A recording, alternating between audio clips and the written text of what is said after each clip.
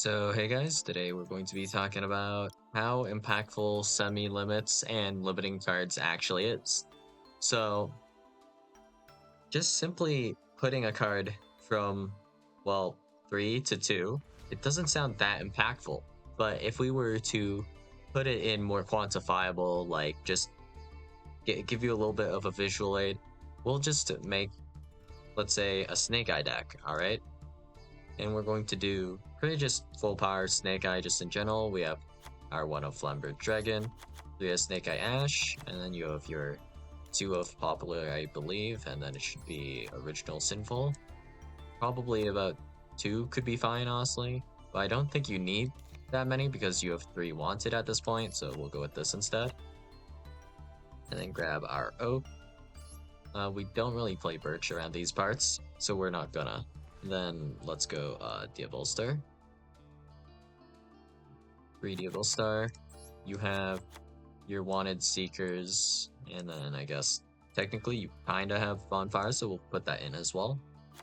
And now we're at 19 cards. We'll just throw in some hand traps and some techs like Triple Tactics to just round out the build, I guess. So we'll go like this, Buster, sure, and then Imperm called by, all that good stuff.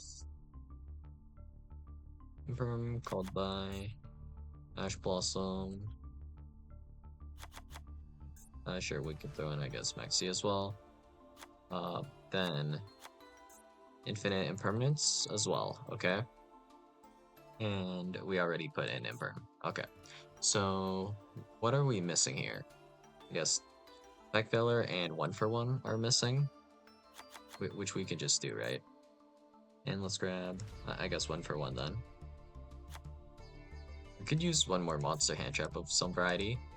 So I guess for this main deck, I think we could just throw in just Crow, and that would be okay enough.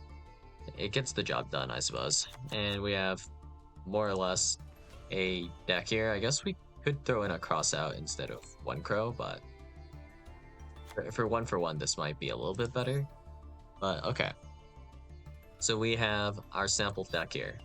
So we're just going to make one small change, right? So the only change we're going to make to this deck list now is we're going to remove 1 Snake Eye Ash. So with Snake Eye in particular, this won't matter as much, right? Because if we were to just semi-limit Snake Eye Ash as our first hit to Snake Eye, Diabellstar, or whatever you want to call this deck, if all we do is we put Snake Eye Ash to 2, it doesn't change much because Diabellstar, this is also technically going to be able to go into Snake Eye Ash because we have Diabellstar, Original Sinful, Summon, Snake Eye Ash. So as long as we have 1 copy of Snake Eye Ash, we'll be able to do this. And we also have, of course, Bonfire searching Snake Eye Ash, or we have Bonfire searching Poplar to then search Snake Eye Ash. We have Poplar searching the Original Sinful to then go into the Snake Eye Ash. We have the Snake Eye Oak, which if there is another card on the field, can tribute itself plus whatever that is, and then we go into, once again, Snake Eye Ash.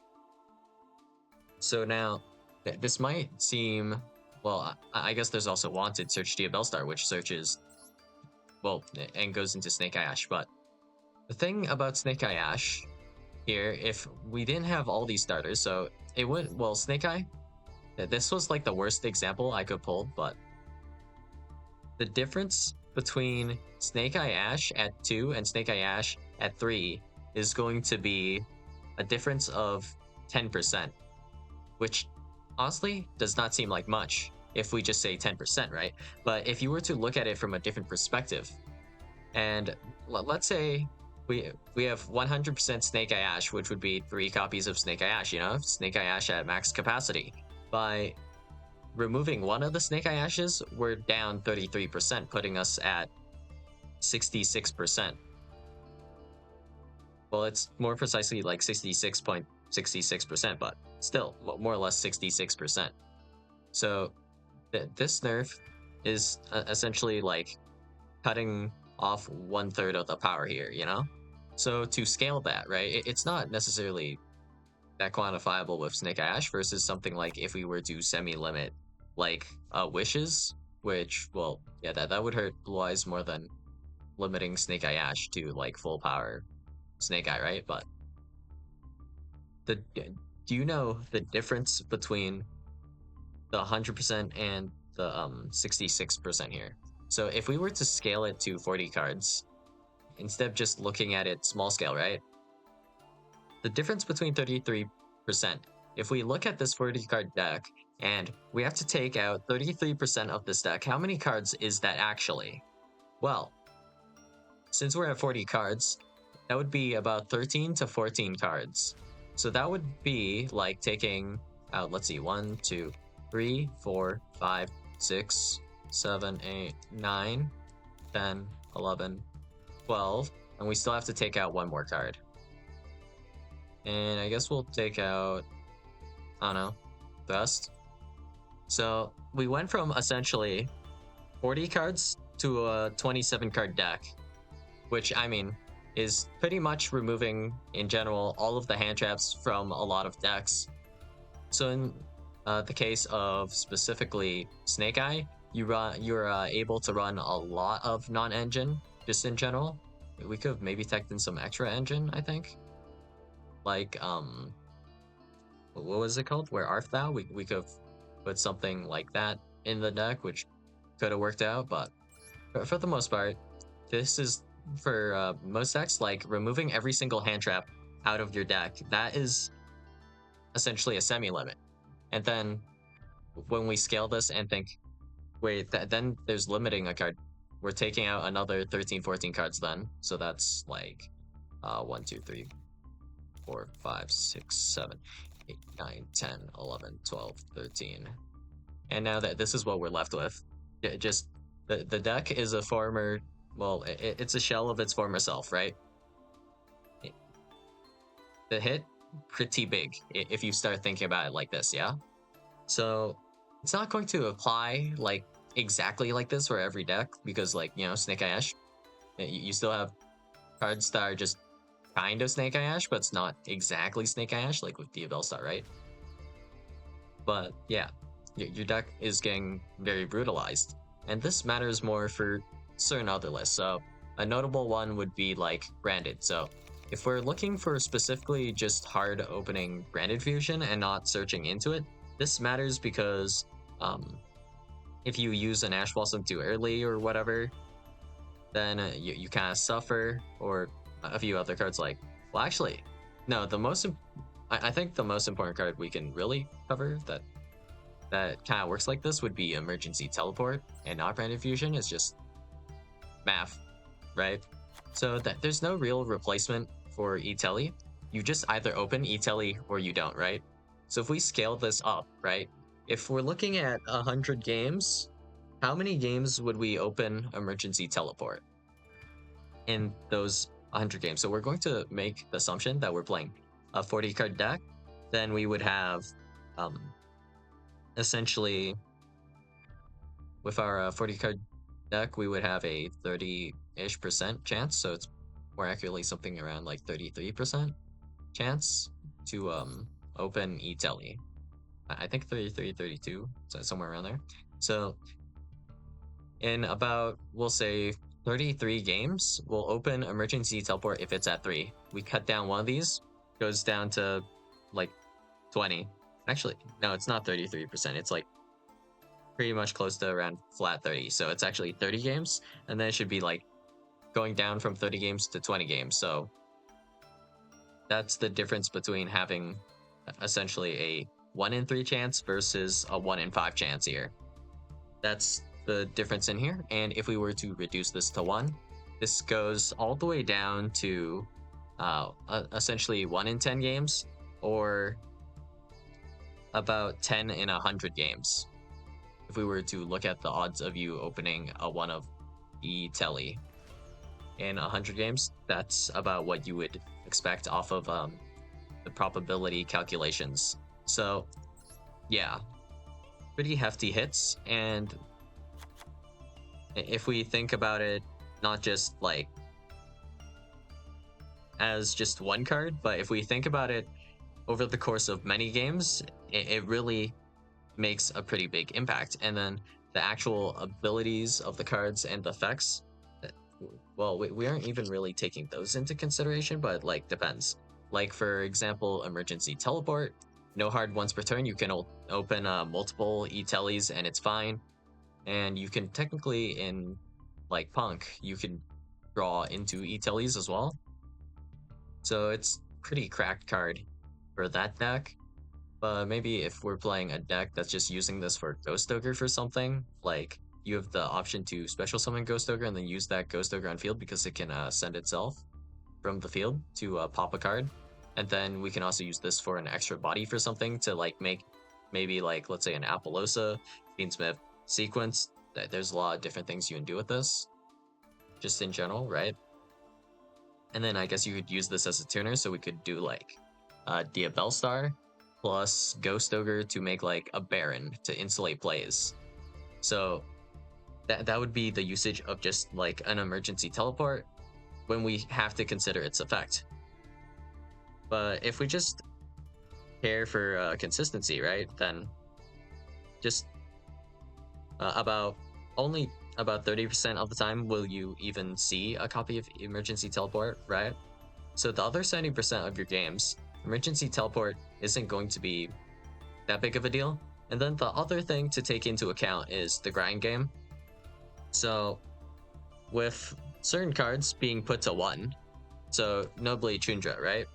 If we're looking at Tenpai, Chundra is at 1. So the issue with Chundra being at 1 for Tenpai players is, okay, so if you do not perform lethal and something happens to this Chundra, which very easily your opponent could make SP. SP is genuinely not that difficult to make, and pretty much every single deck can run it. If we do SP, banish Chundra in graveyard, you just lose access to essentially most of your Tenpai engine, and you have a good chance of just not having a tuner anymore. So you can't go into your extra deck at all, more or less, like any of your synchros at least, as a Tenpai player on around turn 3 or higher. That's about the expectation here. So if you were going first and you were to use Chundra, there's also the issue of your opponent doing this, going SP to banish Chundra in graveyard. Assuming we use Chundra to make seals, right? So that's just another thing you gotta be a little bit wary of, but yeah. The grind game of certain decks just can get significantly worse because you might need like multiple of a certain card to really get like high value in later turns. Another example would be like Phantom of Yubel being reduced from 3 to 2. I mean, you still have a little bit of mileage from this, but the thing about Phantom of Yubel is when you were, if you were to be facing off against like Punk, right? So Punk after support, you have your XYZ here, Jam Fever. So we're going to assume you make Jam Fever with 2 8s, and then we're going to do the effect to draw a card. And then if you negate a card here, the Jam Fever is done. It has no more activations. It doesn't do anything anymore, right? Because it has no materials. But then with Phantom of Yubel, if you were to drop a hand trap on Yubel, then they actually end up getting an extra body they can link off, and then they can later make another Phantom of Yubel. But essentially, if Phantom of Yubel resolves, this gives you enough materials to make another Phantom of Yubel. So, training against this feels pretty terrible, especially when there is 3 of them. Because afterwards on turn 2, even if we're not recycling these guys back into the deck, right? Then on a following turn, it can just make a 3rd Phantom of Yubel. So we can activate Phantom of Yubel on turns 1, 2, and 3, and we can get an extra bodies in turn 1, 2, and 3 off of Phantom of Yubel, which is actually insanely cracked. Which is why the semi-limit does matter for Phantom of Yubel, right? Because, it's a change effect into pop a Yubel, and then that special summons a Yubel when you pop that Yubel, giving you 2 Yubels to make a second Phantom of Yubel, and one of the Yubels will be on field, so you can link that off or just something in general, like maybe an Appaloosa, I guess, for an extra activation, and then make Phantom of Yubel because it's hard once per turn anyway, so you can just make this at some point later. So, yeah, feels pretty bad to drop certain hand traps against Phantom Bell. Like Nib doesn't feel too bad, I guess, because then your opponent would have to still contest with the Nibiru on a later turn.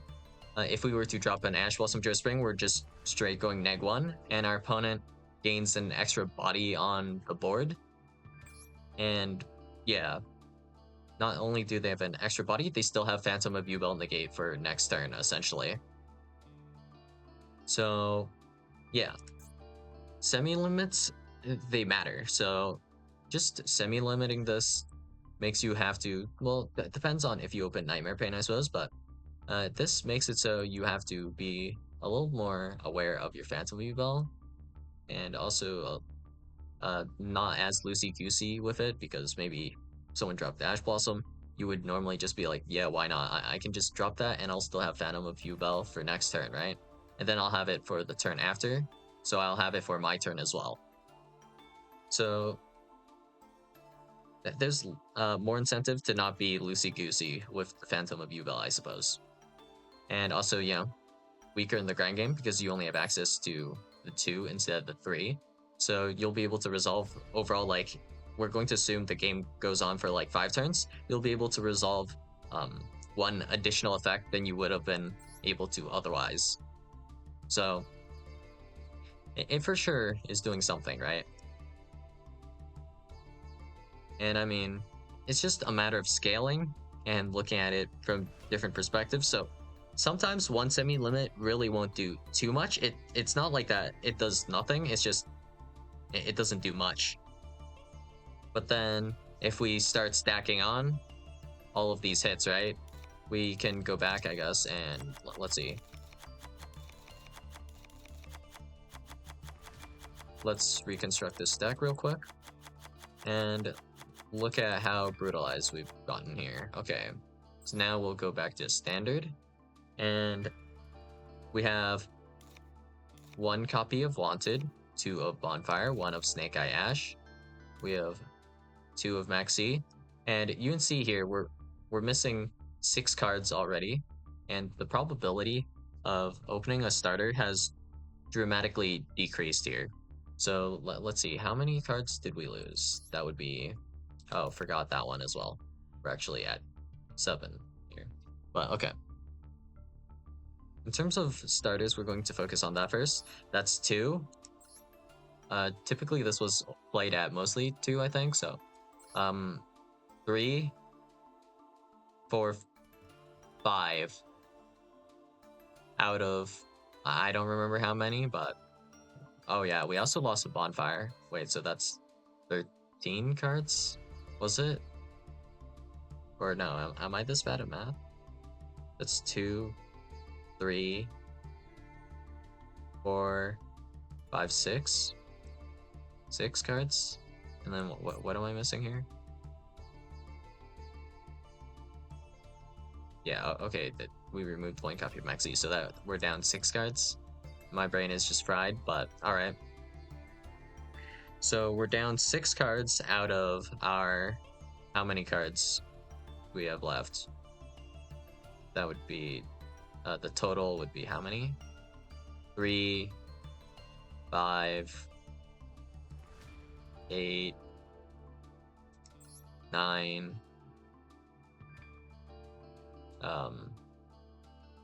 12, 15. So if we start at 15, we're at about half, I think. Yeah, it nearly halved the amount of starters we have with all of these limits and semi-limits. So I think we're down some, well, because I have like an inability to count right now.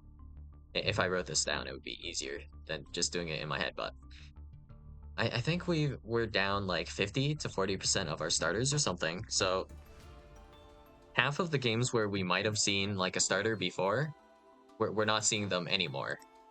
So the consistency went down somewhere, like probably, if we're looking at Snake Eye here, we've went down like somewhere between 30 to 50%.